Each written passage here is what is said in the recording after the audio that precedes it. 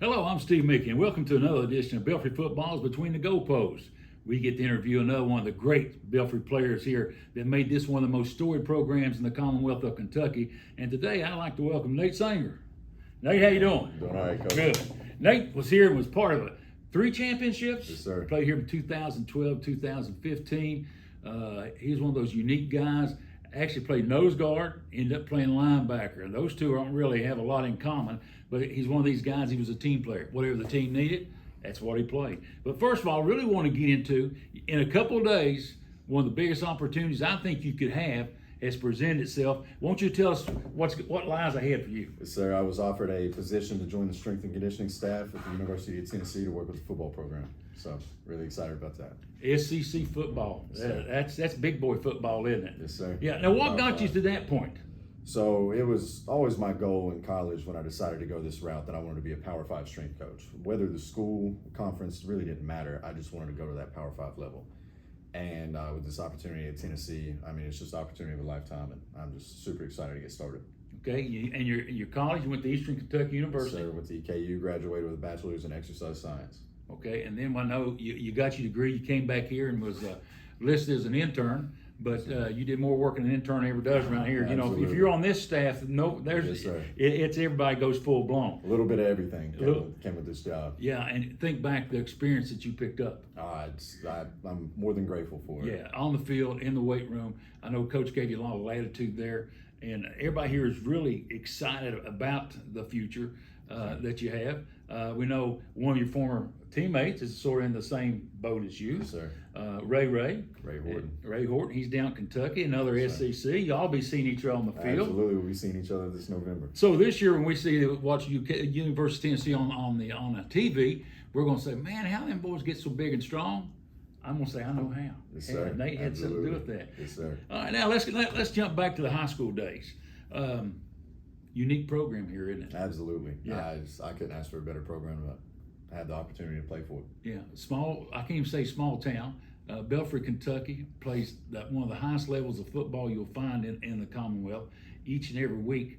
And you know yourself, you put the jersey on, it's a bullseye. It's not a number. It's a target on your back. Yeah, everybody wants a piece of you here. And so, in your 4 years here, what do you think were some of the biggest things you learned that you're taking with you now to Tennessee? Stick with it. Give your all every single day and stick with it.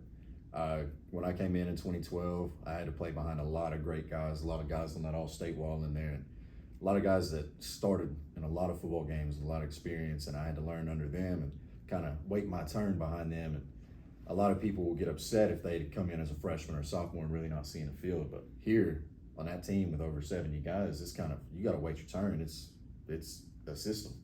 And it just taught me a lot of determination and perseverance and learn, and my time will come when it's ready. So while you was waiting your turn, and I know there were some great players ahead of you, and because we just kept winning championship after championship there on that great run. You sit back though, you didn't waste it. I think that's the difference with a lot of kids. They get discouraged and say, you've got to have a vision. You spoke of your vision. So what was your vision when you came in here as a freshman? You first came out for Belfry Football. What was your vision as a Belfry High School football player? Playing football at Belfry Middle School and growing up through the youth leagues my whole life, I knew how rich and storied this program was and how big of a deal it was to everybody here in the community. But you really don't fully understand that until you put the jersey on and run through that tunnel yourself. And coming in as a freshman, I really didn't know what to expect. It was a whole new realm, whole new world. It's a lot different from middle school football or anything like that, even if you do have the Belfry across your chest down there. Right.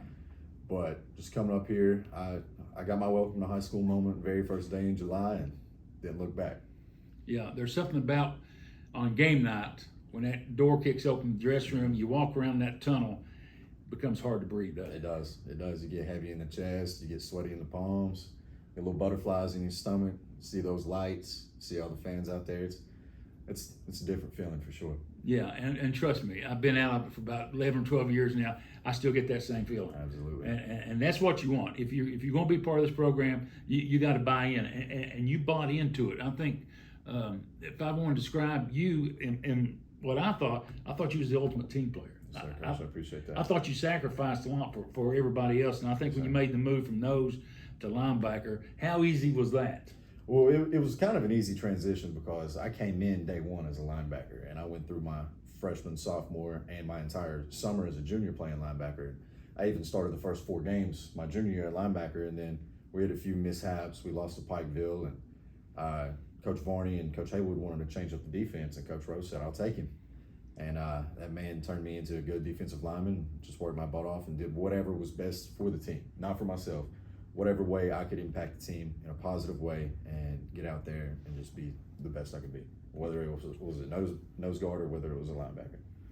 Coach Rose was a little unique, wasn't he? Oh, he was the man. Yeah. Absolute man. If he was in you, he'd get out of you, Oh, wouldn't he? for sure. Yeah, and we miss Coach to this day. Yes, sir. I think one of the biggest things that I know, I've heard, because I stayed up with, that we've been friends, even though I didn't coach you. I've watched you. We've stayed close. Remember when you broke your hand in practice? I come over and they say, "Oh gosh!" I said, "What's wrong?" They said, "Well, Nate's broke his hand." It was early in the week. Then Yes, near the end of the week, what happened? So broke my hand. We were running our first team defense versus scout team offense, just running over Henry Clay's offense on that Wednesday before we played them on Friday in the Pike County Bowl. And I was just scraping towards the playing play side backer, and I just happened to get my hand caught up, broke it, and then I went and got casted up that night and practiced on Thursday and played on Friday. Yeah, that's Pirate pride. That's what that's called right there. Yes, Man wanting to play. I think nowadays too many people, they get a scratch or anything like that. Oh, I can't play, and that endears you to your not only your coaches but your teammates. And I think the teams you were on, I think you had a closeness there. Absolutely, we were a tight group. We had grown up together and known each other. Some of us were next door neighbors, so we had spent the nights with each other. Woke up, came to 2-a-days, went home. Went out in the hills, played ball, slept, took a nap, came back for the second practice of the evening. We were a tight-knit, close group. Yeah, I think sometimes when you're on a team, if you're lucky, you'll have teammates. But if you're real lucky, you become like a band of brothers. It was definitely a special bond that we had. Yeah, and I think when that happens, and you all displayed this, you play a little harder, not only for the name across your jersey, Belfry, but don't you feel you play a little bit harder for the person next to you? Absolutely, and that's what we always talked about it. We came in with one common goal, and we worked our butts off to achieve that goal, and we became that tight-knit, close group in the process. Yeah, it allows you to overcome so many things. When hey, this guy's got my back, I've got your back. It just it just makes a huge difference. A good story about that, just how close we were, is when we fumbled 7 or 8 times, lost 7 or 8 fumbles against Lawrence County senior year out here in the rain. Remember? And X Willis came back, scored a touchdown with about a minute and a half left, put us up, and we won that game 27-23, if I'm not mistaken. But we should have lost. But coming together as a group, not pointing the finger at each other, everybody taking the blame for themselves. I was just pulling together, getting back out on the field, not making excuses. We pulled out the win. Yeah, there's a team game. Everybody says, "Well, there's no I in team." There could not be a truer statement than that. Yes, sir. The successful teams are those where, if you get hit, I'm the guy that says, "Oh, that's a team." That you've got to feel that, and you all did a great job of that. We're at the time of the year in the school. Freshmen getting ready to come up here. Now they've had all this success at the middle school, and that's great. Won championships, and that's what we want and whatever. But it's a big step from playing on Thursday night, Saturday afternoon, and Friday night. It is. We know that. Step. It's an awesome step. It's Yes, big. sir. The game gets faster. What advice would you give these young gentlemen coming in here? Take everything you can. Take advantage of every single opportunity that's put in front of you. Don't show any hesitation towards anything. Come in wide open, because you never know. You might impress somebody, and you might even impress yourself. Just put it all out there, and let's get it going. And because you don't know when your opportunity is going to be there. No, sir, you never know. This is a next man up game. This is, and the next man can come just like that, and we see it happen so many times. All right, now thinking back, I'm gonna give you a chance. I've got one moment of your career. I don't know if it's the one you're gonna tell me, but tell me one moment in your career that stands out that when you see your old teammates, you start talking about it. It's got to go back. There's a few times we talk about.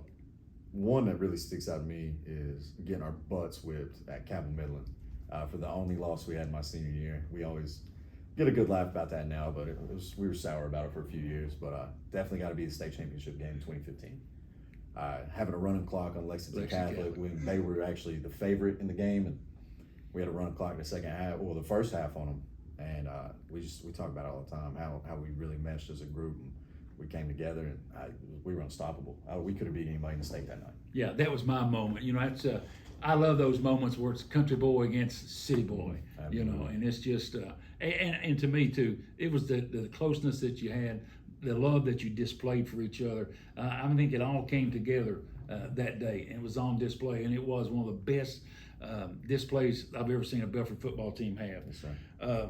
Well, only thing we can do now is just wish you all the luck in the world when you go to University of Tennessee. Yes, sir, Coach. I and, appreciate it. And, you know, you and I have already talked a bunch of times. You know, there's going to be people that's got these degrees, this degree, this experience, want all the experience. But the one thing none of them can do, they can't outwork you. Yes, sir. Absolutely. Yeah, Name of control the game. control what you can control. Yes, Well, sir. I tell you, Nate, it's been an honor and a pleasure to have you here. Yes, We'll sir, be Coach. fine. I'm an old Tennessee guy. I like Tennessee. You know, a lot Sir. of people don't say it too loud around here, but I follow the Vols. I like them, and so I'll be watching this year, and I want to see that strength up front, and so I can tell my friends. I say, hey, I know who did that. Yes, sir, That's Coach. Coach Sanger. Coach, Absolutely. appreciate you. Yes, sir, We Coach. love you, and you're a Pirate for life, and Yes, you know sir. that. Yes, sir. Love you.